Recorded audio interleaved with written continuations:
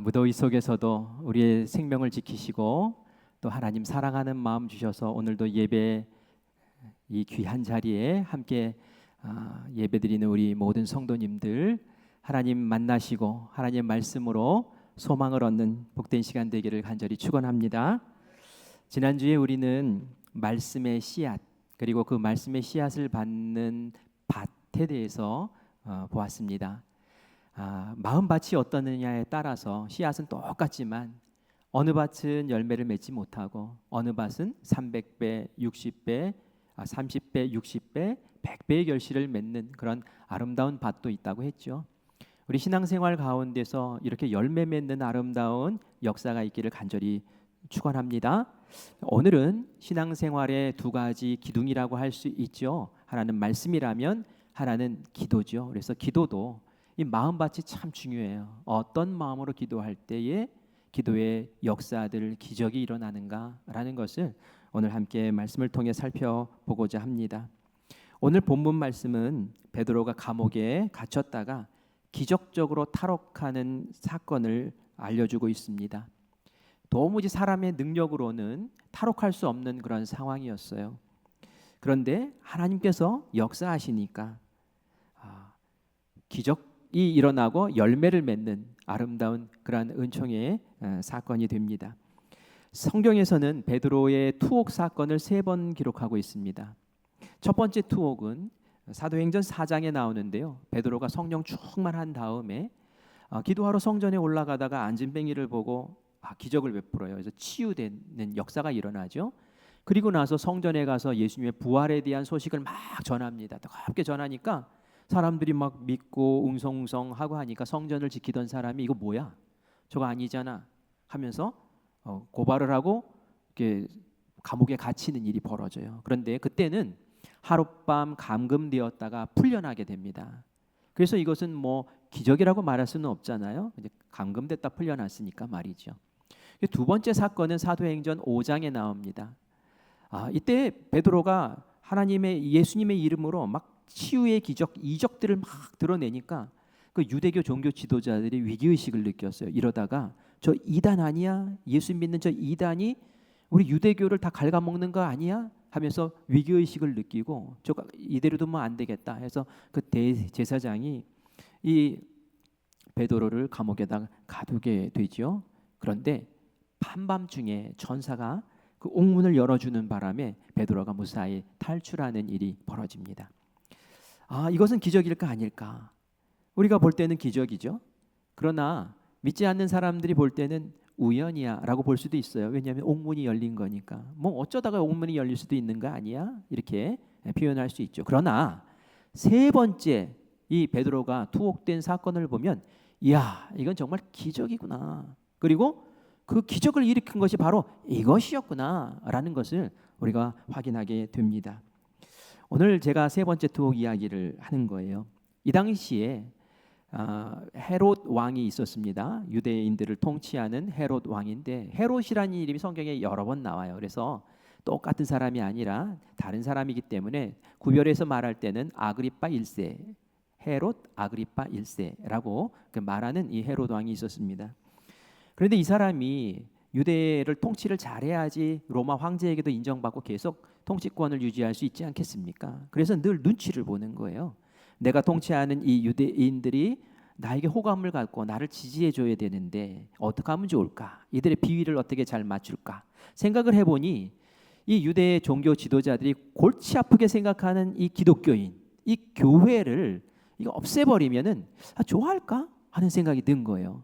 그래서 예수님의 제자 가운데 야고보라는 제자가 있는데 이 사도를 붙잡아가지고 감옥에 놓고 그리고 나서는 공개 처형을 해버린 겁니다. 그랬더니 사람들이 너무 좋아하는 거예요. 유대인들이 막 박수를 치고 특별히 종교 지도자들이 너무너무 좋아하는 거예요. 야, 이렇게 내 입지가 강화되고 나를 지지해 준 사람이 많다면 그러면 이 예루살렘 교회의 우두머리인 베드로를 잡아 죽이면 얼마나 인기가 많을까? 이런 생각에 이른 거죠. 그래서 사도 베드로를 잡았습니다. 그리고 감옥에 가뒀어요.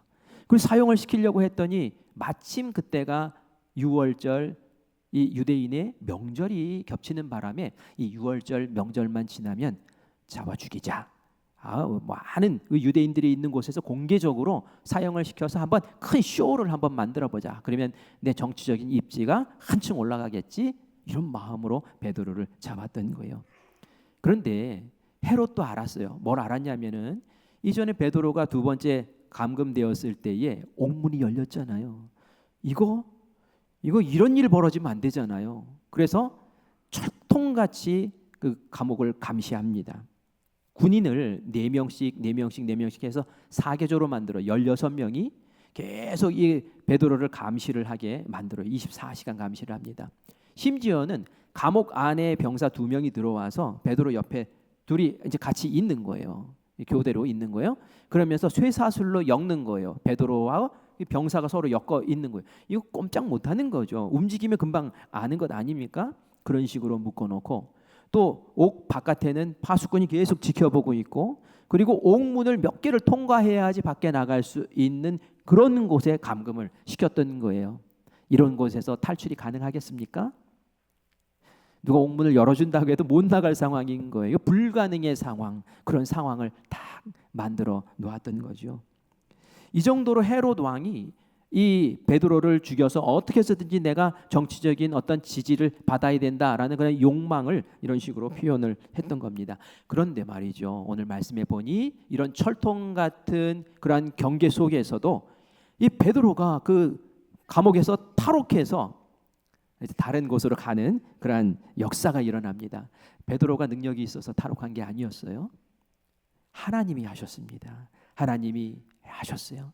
베드로는 기도하고 성도들이 기도하고 그 기도를 들으시고 기도의 역사로 열매로 응답으로 하나님께서 천사를 보내셔서 이런 기적을 베푸신 줄 믿습니다. 근데 오늘 우리가 앞부분을 읽진 않았으나 이 앞부분부터 쭉 읽어보면은 베드로가 기도했다라는 표현이 그런 내용이 본문에 나와 있지 않아요. 그래서 우리가 혹 생각할 때 베드로는 기도도 안 했네 이렇게 보시면 안 돼요. 왜 기록을 안 했을까요? 베드로는 늘 기도하는 사람이었기 때문에 기록을 안 한 거예요. 늘 하는 일이었어요.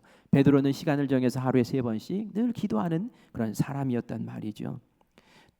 틀림없이 기도했을 거예요. 그런데 저는 이 말씀을 보면서 베드로의 기도가 정말 특별하고 정말 깊이 있고 진짜 기도한 사람이구나라는 것을 보게 됩니다. 우리도 다 기도하지 않습니까? 그런데 우리 베드로의 기도와 나의 기도를 한번 비교해 봤으면 참 좋겠어요. 사형 전날 밤이었어요. 베드로가 지금 감옥에 있어요. 천사가 왔어요. 천사가 흔들어 깨웠어요. 베드로가 안 일어나요. 그래서 툭툭 찹니다. 옆구리를 툭툭 쳐요. 그러자 베드로가 그제서야 부시시 일어나서 탈옥을 하게 된단 말이죠. 저는 바로 이 장면이 참 이상한 거예요. 우리는 다 알잖아요. 자그마한 염려, 자그마한 고민이 생겨도 밤잠을 못 이루잖아요. 이거 왜 나에게 이런 일이 생겼지? 누가 나한테 이런 험담을 했지? 저 사람이 왜 나한테 이런 반응을 한 거야? 그러면서 그게 씨앗이 돼서 자꾸 자가 발전을 하죠. 그래서 점점 고민이 커지고 꼬리에 꼬리를 물고 그러다 보면 하룻밤을 꼴딱 새버려요. 그게 보통 사람의 모습이에요. 그런데 베드로는 지금 어떤 상황입니까? 이 유월절 명절이 지나면 바로 그 다음 날 나는 많은 사람들이 보는 앞에서 공개 처형을 당하는데 잠이 오냔 말이에요. 그런데 자고 있어요. 너무 신기해요. 너무 이상해요. 뭡니까? 그렇게 깊은 잠을 잘 수 있을 만큼 베드로의 마음이 평안했다는 거예요. 편안했다는 거예요. 그렇게 잘 수 있었다는 거예요. 우리 빌립보서 4장 6절 7절 말씀을 같이 읽겠습니다.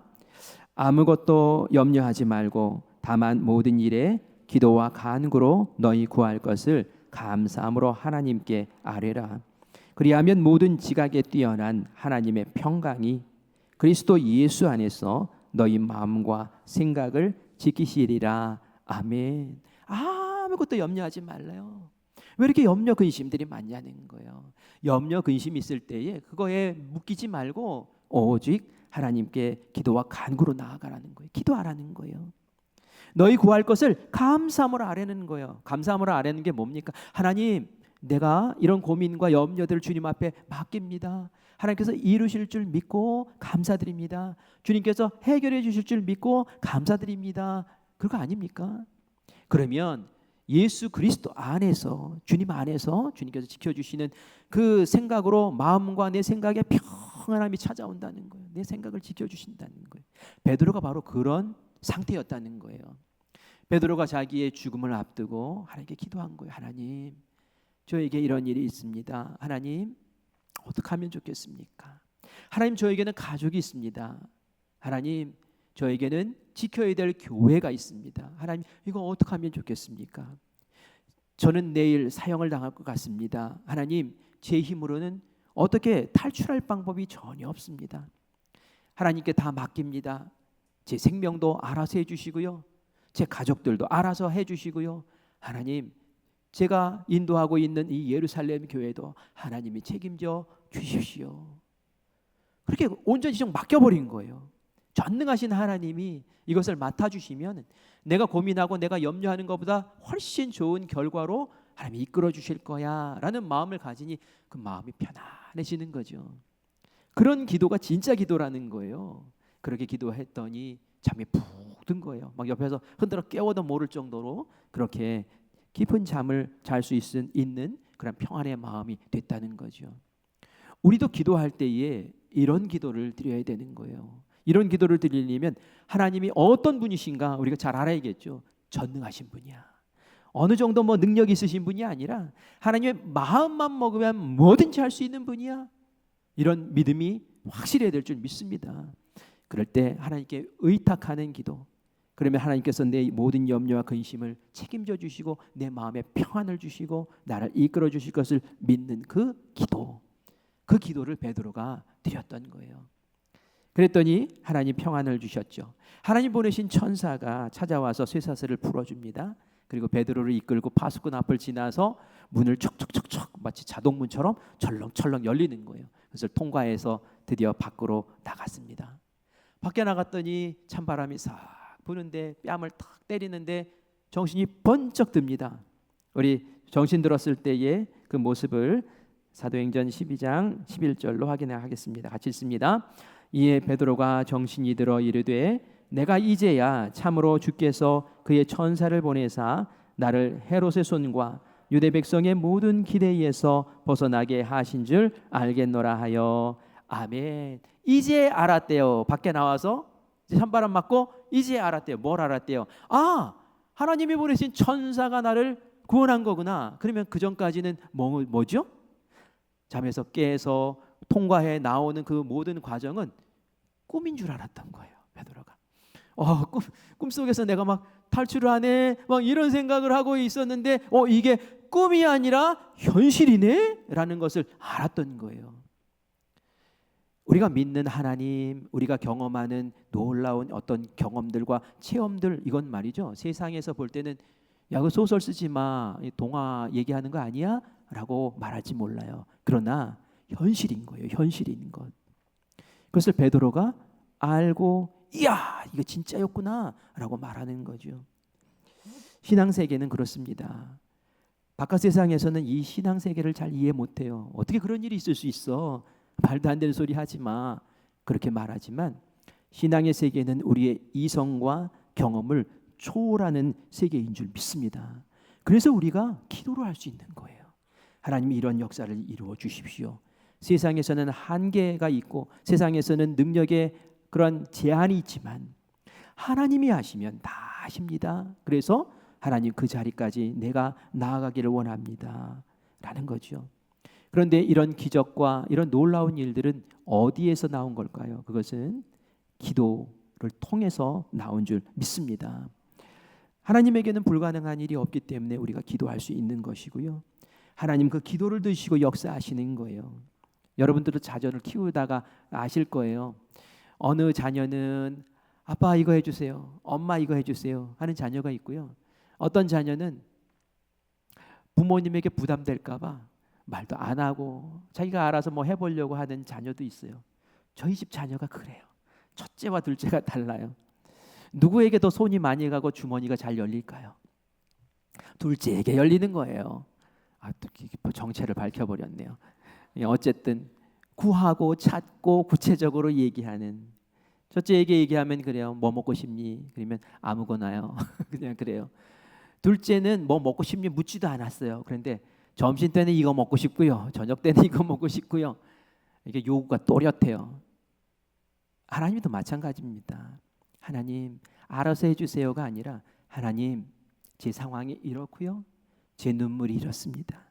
하나님 제 아픔이 이렇고요. 하나님 이렇게 됐으면 너무 좋겠어요.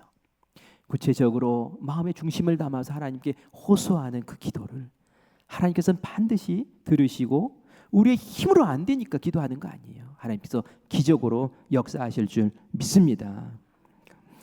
베드로의 기도가 응답되는 것을 우리가 보면서 야 베드로 좋겠다. 야 어떤 사람은 그랬대. 이게 아니라 그 베드로의 역사 그 기도가 나의 기도 되게 하시고 나의 은총이 되게 해 주십시오 라고 기도하며 우리 기도에 도전을 하는 우리 성도님들 되시기를 간절히 바랍니다. 어떤 분은 이게 될까라는 의문을 가질 수 있어요. 됩니다. 2000년 전에 그 구원의 역사 그 십자가의 은혜가 지금도 유효하지 않습니까? 똑같아요. 구원의 그 기도 구원의 능력은 그 기도의 힘은 지금도 동일하게 우리에게 드러날 줄 믿습니다. 베드로를 죽이려고 했던 이 헤롯 왕 어떻게 됐을까요? 우리 사도행전 12장 23절 24절 같이 한 목소리로 읽습니다. 시작.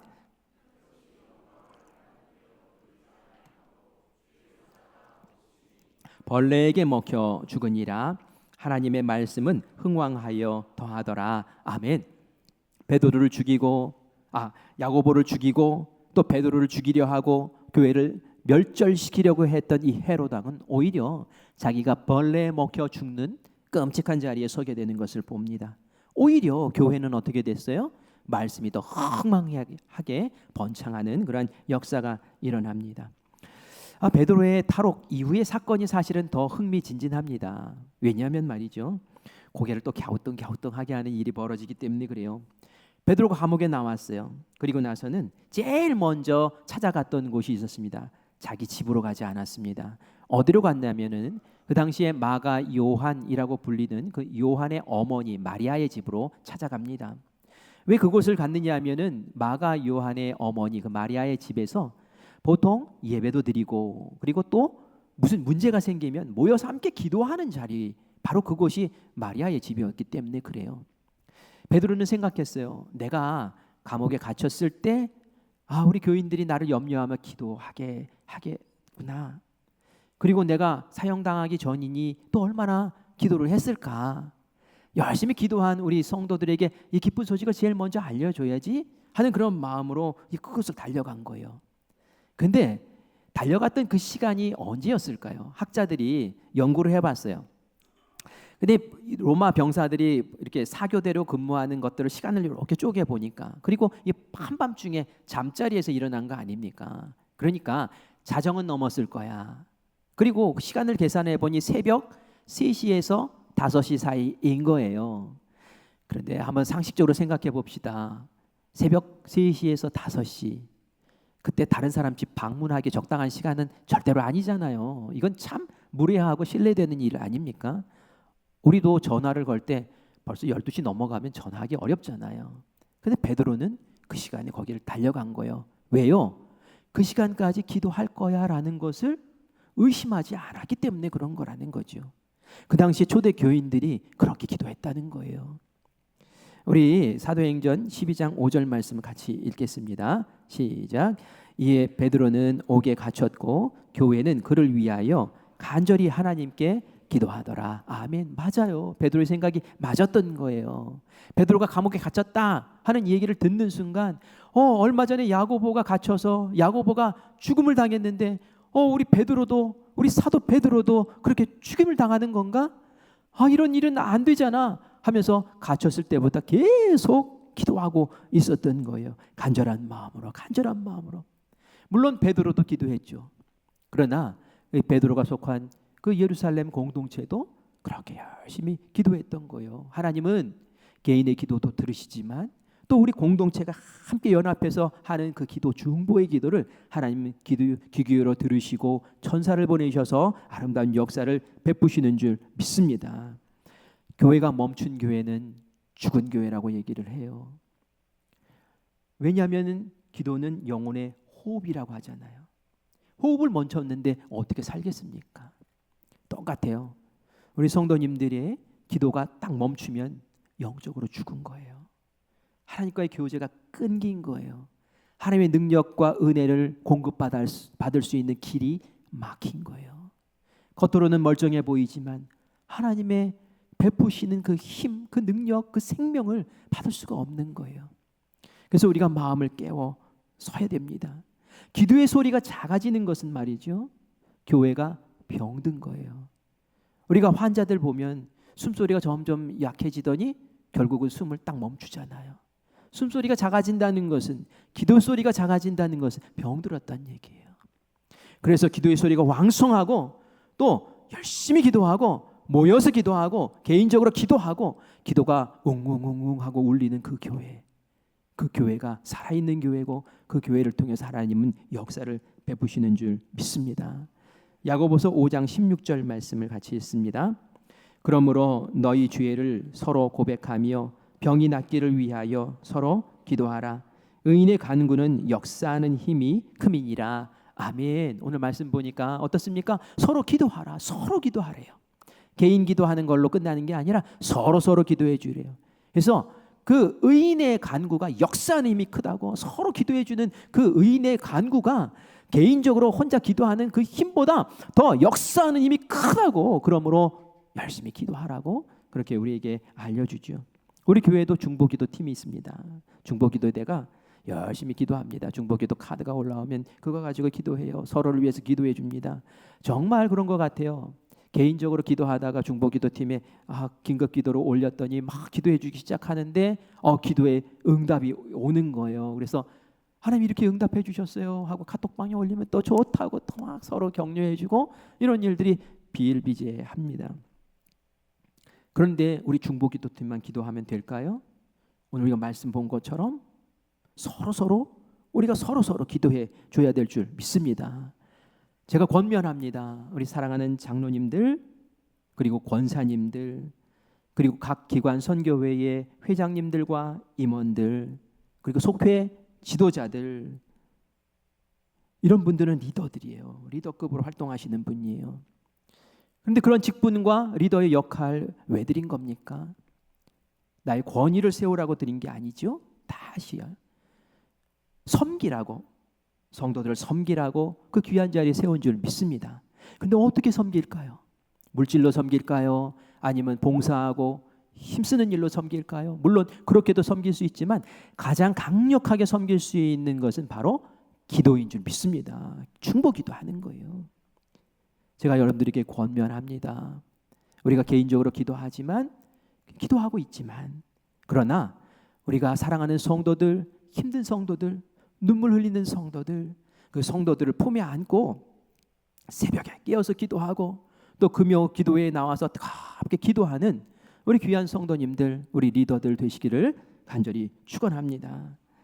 제가 일부 예배 때는 막 흥분을 해가지고 막 발을 구르며 박수를 막 뻥뻥 치면서 막 이 강조를 했어요. 여러분 기도 깨우고 나오셔서 우리 열심히 기도하자고 이렇게 막 기도를 부르짖었어요. 왜 그랬냐면은 요즘 우리가 에스겔 말씀을 새벽에 보잖아요. 그 생명의 삶 보면 에스겔 말씀 나오는데 에스겔서의 첫 부분에 이런 말씀이 나와요. 엘리 에스겔을 세우면서 너는 파수꾼이다. 너의 역할 잘해라. 너의 책임을 묻겠다. 이런 얘기를 하시는 거예요.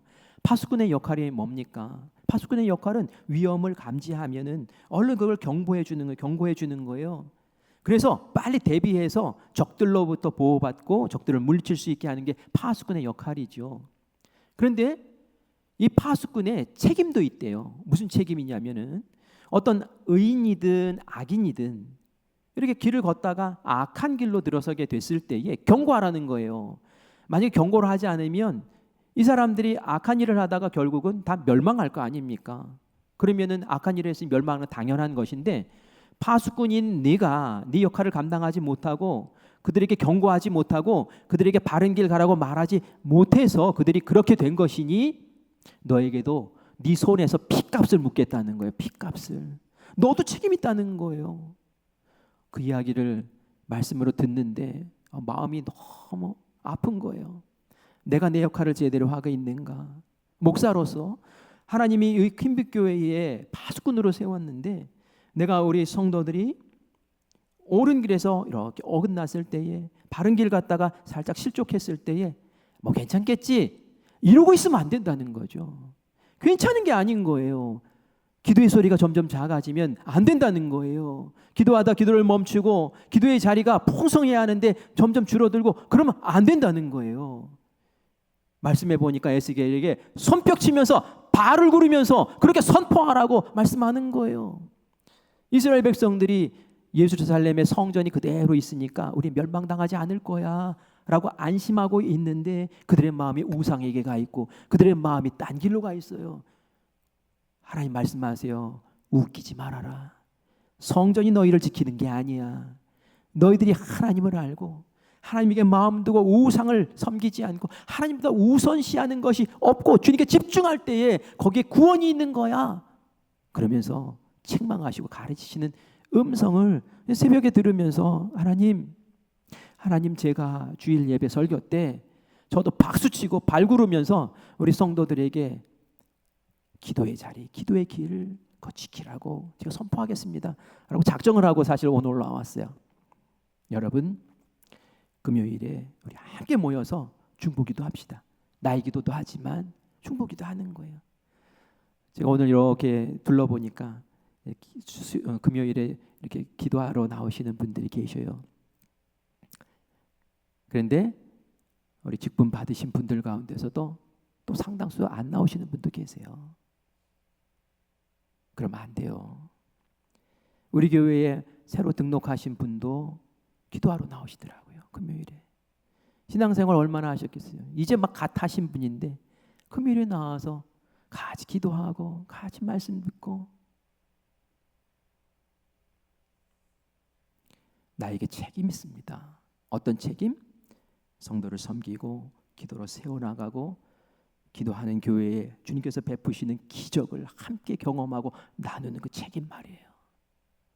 하나님이 그 책임을 물으세요. 뭐 했니? 저는 그런 책망 받고 싶지 않아요. 하나님 감사합니다. 저에게 영광의 면류관을 씌워주시고 함께 기도할 수 있도록 도우셔서 우리 성도들이 기도에 응답받게 하시고 기적을 경험하게 해주셔서 너무나 감사합니다. 이런 칭찬받고 싶습니다. 오늘 이 시간에 결단하십시오. 나도 새벽을 깨우고 새벽을 못 깨우면 금요 성령 집회라도 나와서 함께 뜨겁게 기도하며 이 기도의 능력이 베드로의 능력이 아니라 베드로만 경험한 것이 아니라 나의 경험이 되게 해 주십시오 라고 함께 기도하며 나아가는 우리 성도님들 되시기를 간절히 축원합니다. 아멘. 아멘. 베드로가 마리아의 집에 도착했어요. 문을 막 두드립니다. 얼마나 기뻤겠어요. 그 소리를 듣고 로데라는 여자 종이 쭉 나와서 누구세요? 하고 묻습니다. 근데 베드로가 나다 베드로다 문 열어라 이렇게 얘기를 하는데 너무너무 기뻐서 말이죠. 문 열어줄 생각도 못하고 기도하고 있는 그 사람들에게 막 달려가는 거예요. 베드로가 살아왔다고 베드로가 지금 문 앞에 있다고 막 얘기를 하는 거예요. 그랬더니 그 사람들이 말합니다. 너 미쳤냐? 이렇게 말하면 미쳤냐라고 말해요. 우리 사도행전 12장 15절 말씀 같이 읽습니다. 그들이 말하되 내가 미쳤다 하나 여자아이는 힘써 말하되 참말이라 하니 그들이 말하되 그러면 그의 천사라 하더라. 아멘. 너 미친 거 아니야? 아니에요. 정말 베드로 목소리 맞았어요. 그랬더니 그러면 수호 천사인가 봐. 그 당시에는 우리 한 사람 한 사람마다 하나님이 보내신 수호 천사가 있다고 그렇게 믿었어요. 그러니까 베드로는 감옥에 있고 수호 천사가 아마 기도하는 우리를 만나러 왔나 보다 이렇게 생각을 했던 것 같아요. 그러나 어땠습니까? 계속 문을 두드리니 문을 열어주니 베드로가 정말 서 있는 거예요. 깜짝 놀라는 일이 벌어집니다. 저는 이 말씀을 보면서 또 한번 고개를 갸우뚱했어요. 야, 이건 놀래면 안 되잖아. 그렇죠? 아니, 기도를 했잖아요. 베드로 살려달라고. 그런데 베드로가 왔으면 기도 응답을 받은 건데 감사해야지 왜 놀라냔 말이에요. 왜 안 믿냔 말이에요. 이거 뭔가 잘못돼도 너무 잘못된 것 아닙니까? 저는 이들에게 질문하고 싶어요. 기도 제대로 한 거 맞냐고. 믿음 없이 기도해도 하나님이 이런 기도를 들으시냐고. 도대체 이게 뭡니까? 라고 그렇게 물을 수 있어요. 여러분들은 어떻게 생각하세요? 이들이 왜 이렇게 놀래야 했습니까? 이들의 기도는 제대로 된 기도가 아닌가요? 어떻게 대답을 하시겠습니까? 제가 고민하다가 이런 생각이 들더라고요. 아하, 이거였구나. 이들의 기도는 상황과 환경과 조건을 보면서 자기들이 할 수 있는 내용의 기도를 드렸는데 하나님의 응답은 이들의 기도의 내용보다 정말 감당할 수 없는 정말 어마어마한 것으로 응답을 주시니까 거기 차이가 생긴 거예요. 차이가 생긴 거. 그러니까 뜨악 이렇게 한 거죠. 저는 그들이 이렇게 기도했을 거라고 추측을 해봤어요. 하나님, 사도 베드로가 옥중에 갇혔습니다. 하나님, 옥에서 얼마나 고생하겠습니까? 저를 고통 속에서 잘 견딜 수 있도록 도와주세요. 야고보 사도가 순교를 당했던 것처럼 베드로도 이 밤이 지나면은 이제 순교를 당할 텐데 그에게 용기를 주셔서 믿음 변치 않고 배신하지 않고 순교의 자리에 당당하게 설 수 있도록 하나님 도와주세요. 하나님, 그 심령을 지켜주세요. 그리고 그가 상처받은 것으로, 그가 순교당한 것으로 인해서 무너지지 않도록 우리도 도와주세요. 아마 그 당시에 그 기도했던 사람들의 기도의 수준은 바로 이 정도 수준이었을 것 같아요.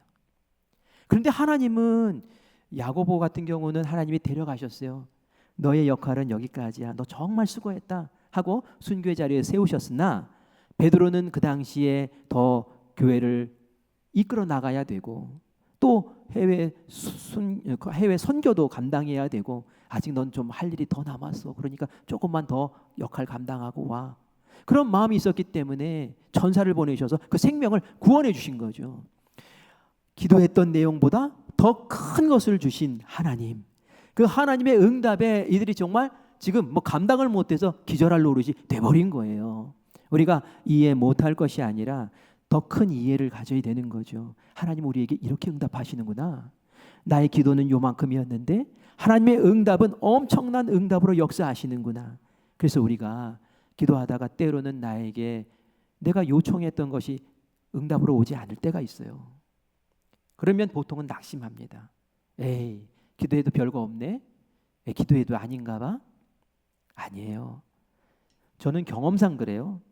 제가 하나님 이거 주세요 라고 기도했는데 하나님이 다른 거 주세요. 조그만한 거 주신 것 같아요. 실망해서 하나님 이건 아니잖아요 그랬는데 말이죠. 시간이 지나고 보니까 하나님은 더 큰 선물을 준비하고 야, 얘따 받아라 라고 하는데 하나님 기절할 것 같아요. 이런 일들이 한두 번이 아니었어요. 여러분, 하나님 그렇게 응답하시는 분이신 줄 믿습니다. 그래서 우리가 기도할 힘과 용기와 소망이 생기는 거예요. 우리가 할 수 있는 능력 정도로 주시면 그게 뭐 능력입니까? 내가 하고 말지.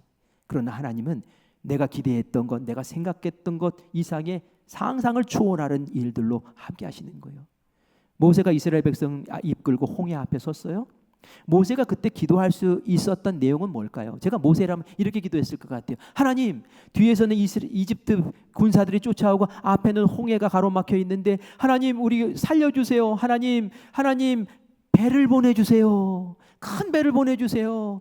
이 백성들이 다 탈 수 있는 배를 보내주세요. 이렇게 기도했을 것 같아요. 그런데 하나님은 어떻게 하셨어요? 그냥 바다를 갈라줄게. 우리가 기도하는 것과 하나님 주시는 것은 이렇게 차이가 난다는 거예요. 그래서 우리가 하나님께 기도하는 거예요. 그리고 기도에 도전하는 거예요. 그리고 나의 기도뿐만이 아니라 다른 사람의 기도까지 도와주는 거예요. 그럴 때 우리 안에 이루어질 하나님의 역사가 큰 줄 믿습니다. 우리 그런 기도에 도전하시기를 바라요. 이 여름에 우리 게으름, 나태함 속에 빠지지 말고 오히려 더 영을 깨우고 주님 앞에 나와 새벽을 깨우고 금요 성령 집회를 깨우며 그렇게 기도하며 은혜 받고 능력이 충만한 그런 살아 역사하는 우리 모두가 되기를 간절히 축원합니다. 아멘.